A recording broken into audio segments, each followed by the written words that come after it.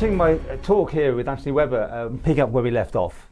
Who's colluding then? Is it the chief ministers now of the three crown princes, or is it the civil servants from the three crown princes? Are they colluding, do you think?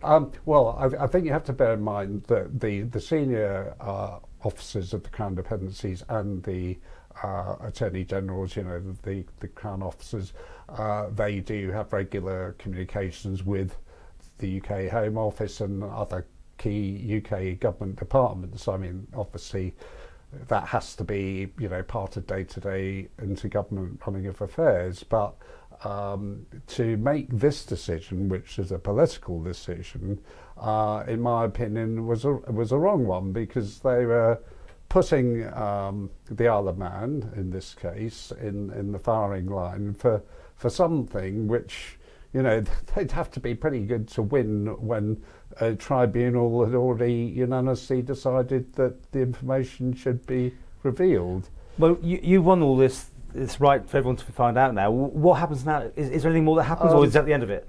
Well, the thing is, there is a need to review the freedom of information laws, not just Guernsey and Jersey, but the UK as well. But of course, in the other band, your information laws are fairly recent, only literally just got through on Friday when I went to your special day, which I thought was ironic, being a guest there. Yeah. But I've never been interested. I was a former politician for 13 years in Guernsey. In Guernsey, yes. Yeah. So I've never been interested in sort of causing problems for civil servants or politicians. But you are. Yes, but I think there are politicians who understand that these things have to be done because there's a good governance responsibility. And I think one of the things that come out of this is all politicians should look at themselves and say, well, are we exercising our good governance responsibilities? Are we making sure that our government is acting? Are they?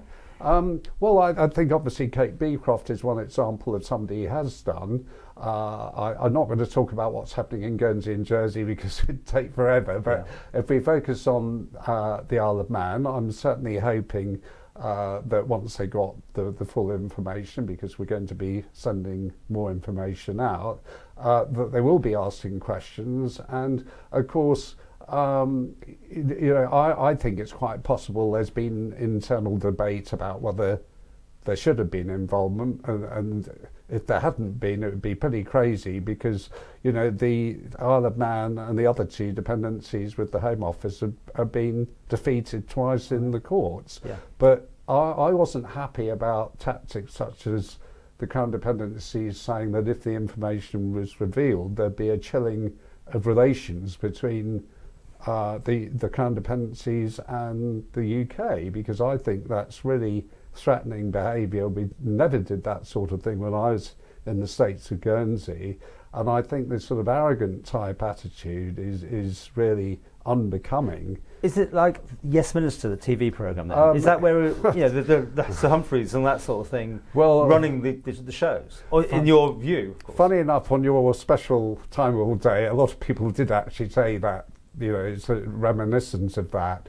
And I think, clearly decisions have been made by not just senior civil servants, but, the attorney generals as well.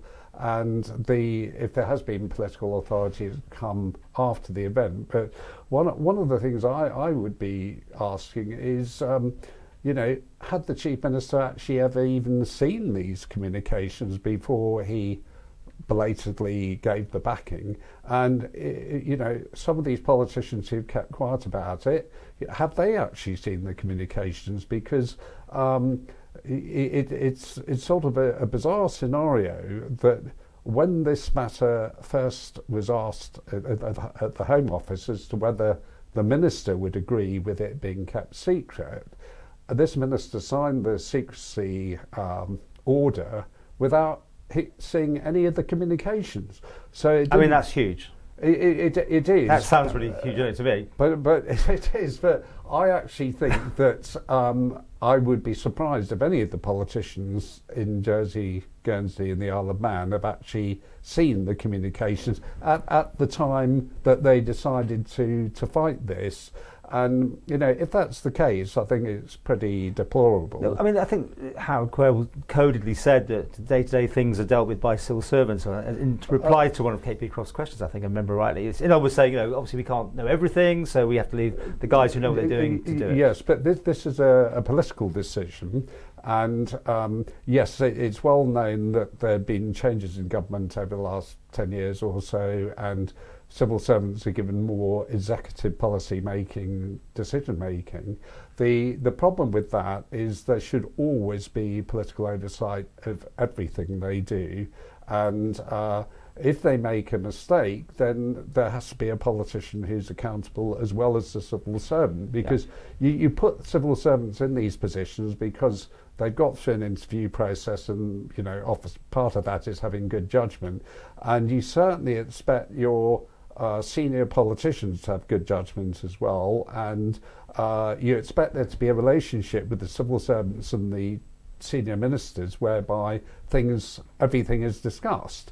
I mean, obviously minutiae doesn't need to be discussed, but things like this which are important, they need to be, and that's one of the big failings. So I would certainly hope that further questions would be asked in the Isle of Man, but I think it would help if one or two people put their hands up, showed a bit of grace, and said, yes, we made a very bad judgment call and it won't happen again. We're going to put things in place to ensure they don't happen again.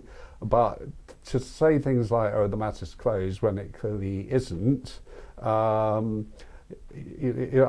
think that it would go down a lot better with the public if there was this apology, so to speak. Well, we'll leave it then. Let's see if we do get one. I mean, it may happen, right? But yes. It's unlikely. Unlikely. Well, you never know. Anything can happen in politics, but you certainly shouldn't be able to get away with things like this. These are matters which should be looked at by scrutiny committees, and if people have held up this disclosure of information because they're protecting their own interests, well, that's very bad as well, and that's why the conduct of civil servants and politicians has to be part of the equation as well.